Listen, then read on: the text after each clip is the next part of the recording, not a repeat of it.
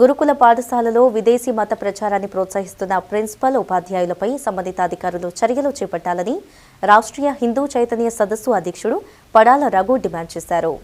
కాకినాడ జిల్లా కరప మండలం కరప నీలయ్య తోటలో జరిగిన సమావేశంలో ఆయన మాట్లాడుతూ కరప మహాత్మా జ్యోతి బాపులే గురుకుల పాఠశాలలో విద్యార్థులను కూర్చోబెట్టి విదేశీ మతానికి సంబంధించిన క్రిస్మస్ వేడుకలను నిర్వహించడం ఏమిటన్నారు. అది ఏమైనా ప్రార్థనా మందిరమా లేక అక్కడ చదువుతున్న విద్యార్థులు ఉపాధ్యాయులు క్రైస్తవుల హిందువులా అని ప్రశ్నించారు. వారి వివరాలను సేకరించి కుల ధృవీకరణ పత్రాలను పరిశీలించి భారత రాజ్యాంగం ప్రకారం వారికి రిజర్వేషన్లు లేకుండా చేయాలని డిమాండ్ చేశారు. మాతృదేశంలో భారతీయ సంస్కృతిని వ్యతిరేకిస్తూ రాజ్యాంగాన్ని ఉల్లంఘించే వారిపై చర్యలు తీసుకోవాలని సంబంధిత అధికారులను కోరారు. ఈ సమావేశంలో కాద సత్యనారాయణ, ముమ్మిడి చంటిబాబు, పేకేటి లక్ష్మీకాంతం, టి వరలక్ష్మి, ఎం జాహ్నవి, వెంకటలక్ష్మి, సత్యవతి, ఇండుగుల నాగలక్ష్మి తదితరులు పాల్గొన్నారు.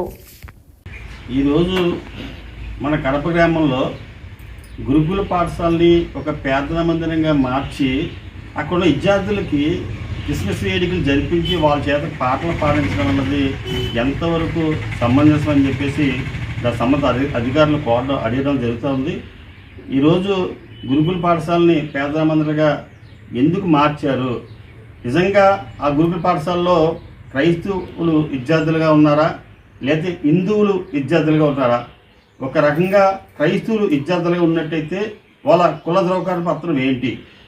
అవి అంతా కూడా సంబంధిత అధికారులు దాన్ని విచారణ చేపట్టి ఎవరైతే ఈ గురుకుల పాఠశాలని పేద మందిరంగా మార్చి అక్కడ ఉన్న వాళ్ళని ఈ క్రిస్మస్ వేడుకల్లో పాల్గొనేలా చేసినటువంటి ఆ ఉపాధ్యాయుల్ని అక్కడ ఉన్నటువంటి మరి ఎవరైతే అధ్యాపకులు ఉన్నారో వాళ్ళని సస్పెండ్ చేయాలని చెప్పేసి ఈ సందర్భంగా కోరడం జరుగుతూ ఉంది. ఈరోజు ఈ ఏదైతే విదేశీ మతం ఉందో ఈ భారత రాజ్యాంగం ప్రకారం విదేశీ క్రైస్తవ మతం తీసుకున్న వాళ్ళ కులము మారిపోద్ది. వాళ్ళు ఎస్సీలు అయితే బీసీలు గాను, బీసీలు అయితే ఓసీలుగా మారిపోద్ది. మరి ఈ భారత రాజ్యాంగంలో ఇచ్చే రిజర్వేషన్లు పొందుతూ ఈ విదేశీ మతాన్ని ప్రార్థించడం ఎంతవరకు సమంజసమని సంబంధిత అధికారులు కోరడం జరిగింది.